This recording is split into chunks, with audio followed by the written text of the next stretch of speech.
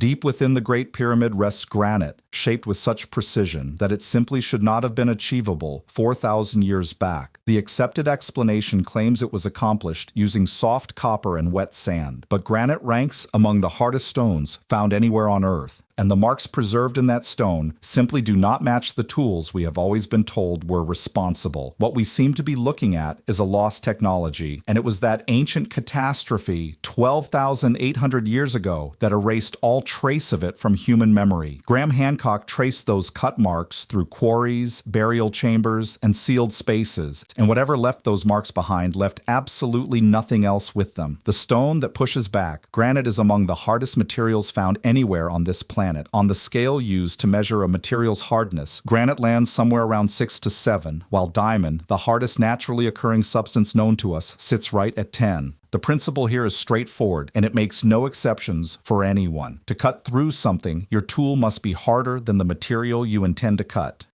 A softer instrument simply cannot carve into a harder surface, so dragging a soft copper blade across solid granite is roughly like trying to work through a boulder using a wooden stick. You will wear your stick down to nothing long before the boulder even registers the effort. So how exactly did a civilization equipped mostly with soft copper manage to cut, hollow out, and mirror polish many thousands of tons of the hardest stone on Earth, reaching a finish we can barely replicate today, even with all of our advanced machinery? That is really the entire question sitting right there. And the standard textbook response to it begins falling apart the very instant someone actually gets their hands dirty and puts it to a real test. The experiment that left everyone red-faced. After years of raising these questions, researchers eventually chose to find out for themselves. They gathered copper tools and sand and set about drilling into solid granite the old way, fully confident they would demonstrate that the accepted method held up just fine. But as anyone might have predicted, those attempts came up short. One carefully documented trial managed to wear down roughly 6 centimeters into the stone after 20 solid hours of unrelenting effort before the copper implement was ground down to nothing. A single researcher summed up the whole painful exercise with one devastating word: comical. When you hold that result beside what these very same tools are supposed to have produced, the gap between the textbooks and reality becomes impossible to ignore. Obelisks tipping the scales at hundreds of tons, carved from single unbroken pieces of rock. Surfaces ground down to a mirror-smooth finish. 40,000 stone vessels with walls no thicker than an eggshell. The very method that can barely leave a mark a few centimeters deep after a full day of grueling work is the same one our textbooks hand credit to for every last one of these achievements. Graham Hancock stared hard into that gap, the vast distance between the accepted story and the actual stone, and what he saw there was wide enough to fit an entire forgotten civilization straight through it. The man with the measuring tape? To understand what Hancock was seeing, you have to go back to a peculiar Englishman who turned up in Egypt in 1883. While everyone around him was busy chasing gold, jewels, and royal remains, William Flinders Petrie arrived carrying measuring tapes, calipers, and precision instruments. He had no interest whatsoever in treasure. What he cared about were exact figures, about getting the measurements right, and it was precisely that obsession that caused him to notice what everyone else had walked past. The numbers he recorded have been raising eyebrows ever since. Among the scattered fragments and debris left behind by ancient workers, Petrie came across something most people would have stepped right over without a second thought: drill cores. These are the leftover stone plugs that emerge from the center of a hole when you bore down into solid rock. The waste material, the scraps, the pieces nobody was meant to preserve or pay any attention to. To nearly every other set of eyes, they looked like nothing more than ordinary rubble. But to Petrie's trained eye, they carried a message written in stone itself. Carved right into their surfaces were spiral grooves, clean, even, and unbroken, coiling around the core the way threading winds around a bolt. And when he examined just how deep those grooves ran and how evenly they were spaced, he understood that whatever drill had produced them had been cutting down through solid granite at a rate that seemed genuinely impossible. This was the first solid piece of hard evidence, and it pointed towards something that should never have been achievable, something that has quietly unsettled every honest researcher who has ever examined it since. faster than a modern drill. Here is what brought Petrie to a complete standstill and what continues to stop engineers in their tracks today. When he calculated how far the drill had advanced into the stone with every single full rotation, the figure he arrived at exceeded what our current diamond-tipped drill bits can achieve when cutting through granite. To match that kind of penetration, the tool would have required an enormous and sustained downward force.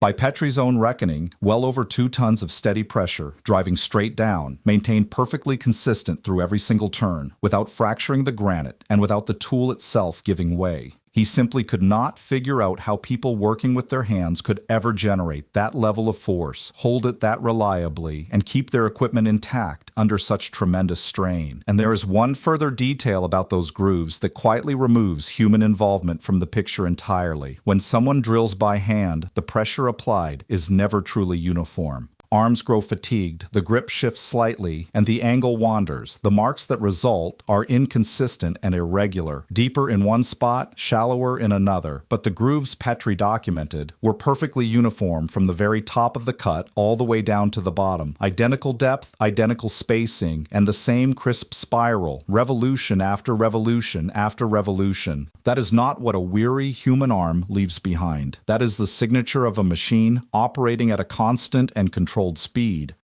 But the drill cores were just the beginning of what these stones had been hiding. More than 40,000 impossible vessels scattered across museum collections all over the world. There are upward of 40,000 stone containers originating from ancient Egypt. A great many of them are over 5,000 years old, crafted before the pyramids ever rose, before the pharaohs ever ruled, back in the deep and murky earliest chapters of that civilization, when the people there supposedly had nothing but the most primitive tools imaginable. And yet these vessels have no business existing. They are shaped from granite, from quartz, from diorite, among the hardest materials found anywhere on Earth. Their walls are sometimes only a handful of millimeters across, thin enough in certain spots to allow light to filter right through, and still perfectly consistent all the way around each vessel. The interiors are hollowed out through openings so tight and narrow that no conventional hand tool could ever be worked down inside to do anything useful. The outer surfaces are buffed to a finish, as smooth and clean as polished glass, with absolutely no trace of any tool left behind. When contemporary scanning equipment was brought in to examine them, the findings were genuinely difficult to accept. The two sides of a single vessel matched one another to within the breadth of a single human hair. One thorough scan revealed the entire form, deviated by fewer than 15 microns. To put that in everyday language, that is a finer tolerance than the best ceramic work our modern factories can achieve using all their advanced machinery. A highly skilled craftswoman once devoted 2 full years of her life to recreating just one of these vessels, relying solely on the tools the ancient Egyptians are believed to have used. She worked at it carefully and methodically, following every proper technique. What she produced in the end was rough and uneven, nowhere remotely close to the original. Eventually, she said out loud what the evidence had already made plain. Reproducing these things by hand is, for all practical purposes, not possible. So if basic tools cannot account for these objects, then whoever or whatever produced them had access to something far more capable. And one individual who earns his living constructing precision machinery decided to travel to Egypt himself and look for answers. Archaeologists spend their careers studying old remains, ancient pottery, and forgotten writing. Most of them are highly skilled at what they do, but the majority have never actually built anything with their hands. So when they encounter a perfectly machined surface, they do not always recognize what they are looking at. Christopher Dunn did, and he devoted more than 50 years of his life to crafting precision components for jet engines, the kind of work where being off by a fraction means the part gives out and lives are lost. He began as a young apprentice machinist in Manchester, England, and gradually worked his way up to overseeing tool production and quality control for components that tear through the sky at hundreds of miles per hour. His entire career was spent alongside lasers, grinding equipment, and precision measuring instruments. He understands better than nearly anyone on Earth exactly what it demands to shape a hard material into a flawless exact form. And when Dunn arrived in Egypt, he noticed things that archaeologists had been walking straight past for an entire century. He made the journey there 9 separate times over the course of 30 years, and he did not arrive as a tourist. He brought precise measuring tools, accurate straight edges, and the sharpened eye of someone who had spent a lifetime evaluating machined surfaces professionally. He descended into the giant granite boxes sitting in the darkened tunnels beneath Saqqara, the ones where each box weighs roughly as much as a small house, and pressed his instruments against the interior walls to gather real measurements. What he discovered did not fit with anything expected from the ancient world. The inner surfaces were flat to within 0.02 of an inch. That is a level of flatness that modern workshops equipped with modern machinery still find difficult to achieve on granite today. The corners had been cut to a perfectly square angle. The opposing walls ran perfectly parallel to one another. This was not the careful, devoted handiwork of a craftsman wielding a chisel. To someone with Dunn's background, this was unmistakably the result of machinery and serious engineering. He would later say, "The precision of the work found in Egypt surpasses what we would require of our own builders today." And he meant that as a measured observation, not as flattery. Dunn was far from the only one raising these concerns, and that is precisely what makes the whole thing so difficult to wave away. As more engineers and machinists began making their own trips out to Egypt, they returned home carrying the same unsettling observations time and again. They noticed marks running across granite surfaces in long, straight, even lines, the kind left behind when a powered blade moves through material cleanly, not the jagged, uneven path a hand chisel leaves as it chips and jumps along. They found drill holes with walls that were glassy smooth and perfectly consistent in width from the very top all the way down to the bottom. That kind of steady, uniform finish is something only a machine produces. When they measured the towering statues at Luxor, they discovered that the left and right sides of the faces were almost flawless reflections of one another.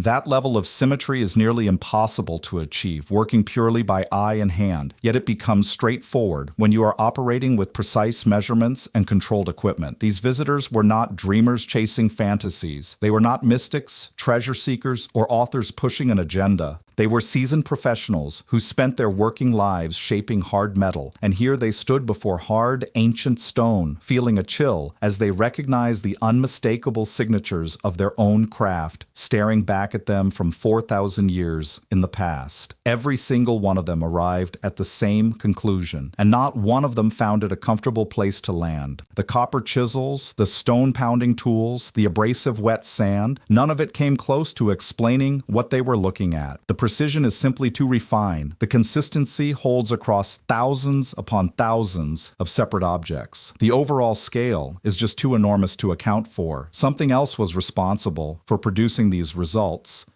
Some instrument, some approach, some form of capability that humanity has either entirely lost track of or perhaps never consciously recorded in the first place. The question was no longer whether the accepted version of history had a gap somewhere inside it. The question had shifted to how far down that gap actually went and what might be found waiting there at the very bottom. There is one particular detail buried inside the timeline itself that flips this entire mystery completely upside down. We are told from the moment we are young that abilities develop with time and practice. People begin awkwardly and gradually find their footing. Each generation absorbs what the previous one knew and pushes things a little further along. So the oldest Egyptian stonework ought to be the crudest and most basic, while the newest should be the most polished and perfected. That is simply how the process of learning is meant to unfold. In Egypt, it runs entirely in reverse. The Great Pyramid of Giza stands among the earliest of the truly monumental constructions. It is also, by a considerable distance, the most precise, the most massive, and the most flawlessly constructed structure anywhere in Egypt. Nothing built in the centuries that followed ever came close to matching it. The pyramids raised by later generations, those who had supposedly inherited hundreds of additional years of accumulated practice and refinement, are noticeably smaller, rougher, and far more prone to deterioration and collapse. Some of them are barely holding together even now. Pause for a moment and really let that sink in. If the Egyptians had been gradually teaching themselves through trial and effort, improving with every new attempt, then their single greatest accomplishment should have appeared near the end as the ultimate reward of all that accumulated accumulated knowledge. Instead, their greatest achievement showed up near the very start, and then century after century, the quality quietly declined. That is not what a learning process looks like. Learning curves move upward. This one moves downward. And there is really only one kind of story that fits a curve, beginning at its peak and descending from there. That is not the story of discovering something from scratch.